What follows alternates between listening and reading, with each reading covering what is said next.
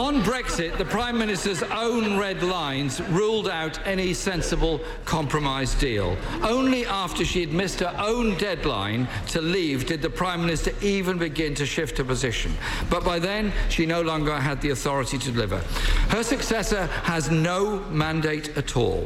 Does she have confidence that the Right Honourable Member for Uxbridge will succeed where she has not? Can I just say to the Right Honourable Gentleman, I worked tirelessly to get a good deal for the UK, and I also worked hard to get that deal through this Parliament. I voted for the deal. What did the Right Honourable Gentleman do? He voted against a deal. He voted to make no deal more likely. And when there was a prospect of reaching consensus across this House, the Right Honourable Gentleman walked away from the talks. At every stage, his only interest has been playing party politics. And frankly, he should be ashamed of himself. We've had 3 years of bungled negotiations, and we now have the spectacle of a Prime Minister coming into office with no electoral mandate, looking for a Brexit deal that has been ruled out by the European Union, or in the case of a no deal, ruled out by the majority in this House and by anyone that understands the dangers to the British economy of a no deal.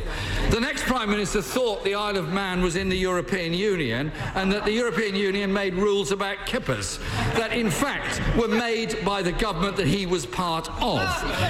He also said the UK could secure tariff-free trade through Article 24 of the General Agreement on Tariffs and Trade, despite the Trade Secretary, Attorney General, Governor of the Bank of England, all confirming that is not possible. At the start of 2018, it's coming, don't worry.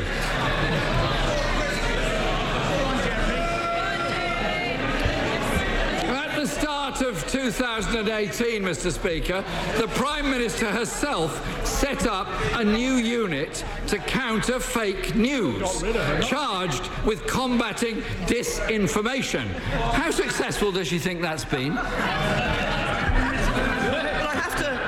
Say to the Right Honourable Gentleman that I fear that our success hasn't been what we wanted it to be, from the amount of fake news and fake information he uses at that dispatch box.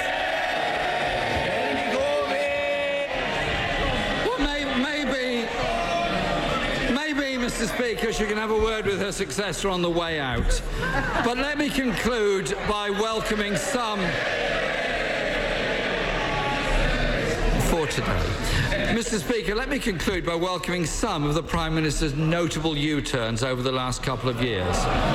The cruel dementia tax was scrapped. Plans to bring back grammar schools were ditched. The threat to the pensions triple lock was abandoned. Withdrawal of the winter fuel payments was dumped. The pledge to bring back fox hunting was dropped. And they binned their plan to end universal free school meals for 5 to 7-year-olds. The Prime Minister has dumped her own manifesto.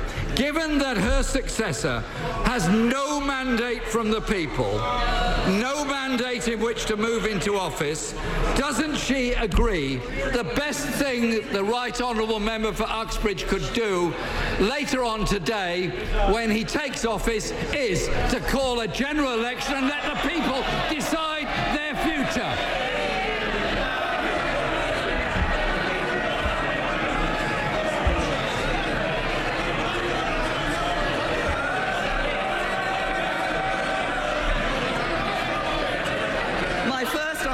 To the Right Honourable Gentleman is no. And if he wants to talk about people ducking manifesto commitments and commitments made during a general election campaign, can we remember what the Labour Party, the Right Honourable Gentleman, said about student debt? Going to abolish student debt?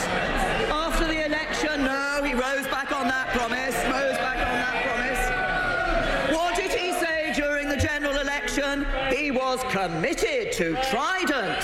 What does he say after the general election? No, he's not committed to Trident at all.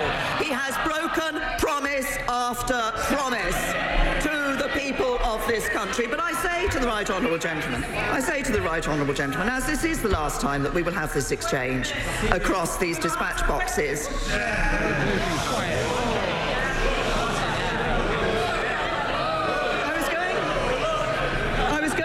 that it is the strength of our British democracy that the Prime Minister and the Leader of the Opposition have these exchanges across their dispatch boxes every week at two swords' length.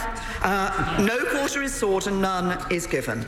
And that's as it should be in our adversarial parliamentary democracy. But he and I are very different people, and with very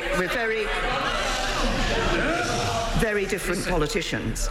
I think we approach the issues we face in this country in different ways. I have spent all but one of my years in this House on the front bench trying to implement the policies I believe in. He has spent most of his time on the backbenches campaigning for what he believes in, often against his own party.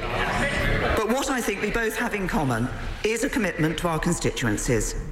I saw that after the terrorist attack in Finsbury Park Mosque in his constituency. But perhaps I could just finish my exchange with him by saying this. As a party leader who has accepted when her time was up, perhaps the time is now for him to do the same.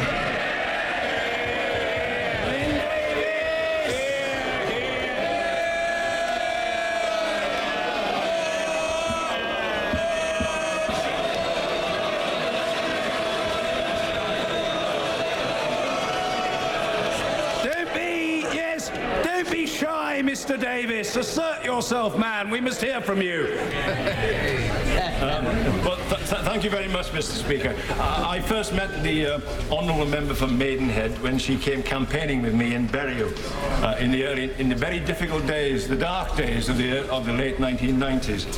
She's been a great friend of Wales ever since then. Yeah. And only recently her government has approved the end of the tolls on the M4 and a number of other great issues for Wales.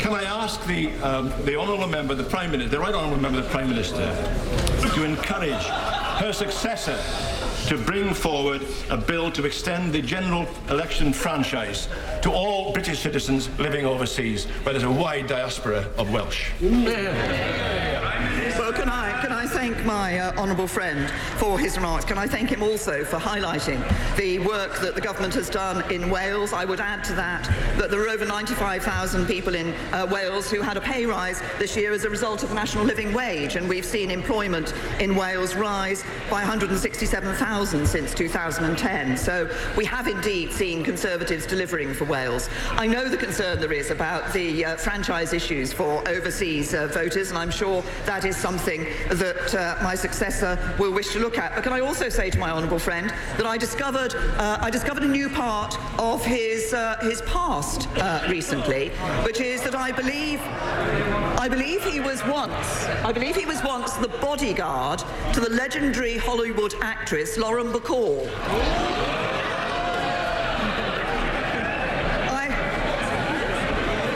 I have to say, Mr. Speaker, I think his red face tells us all. Ian Blackford. Thank you, Mr. Speaker.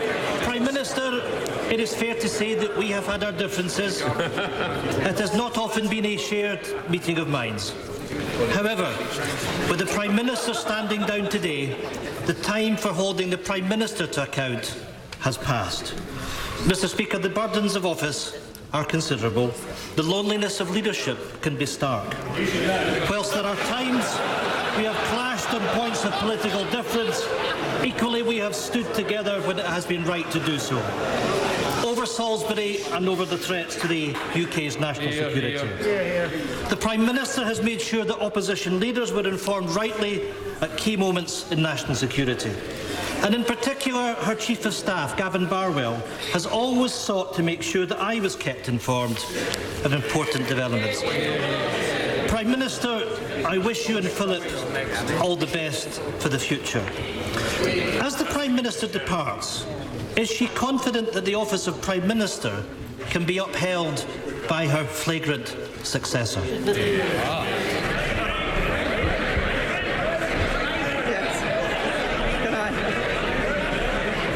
Can I first of first of all thank the Right Honourable Gentleman for his remarks.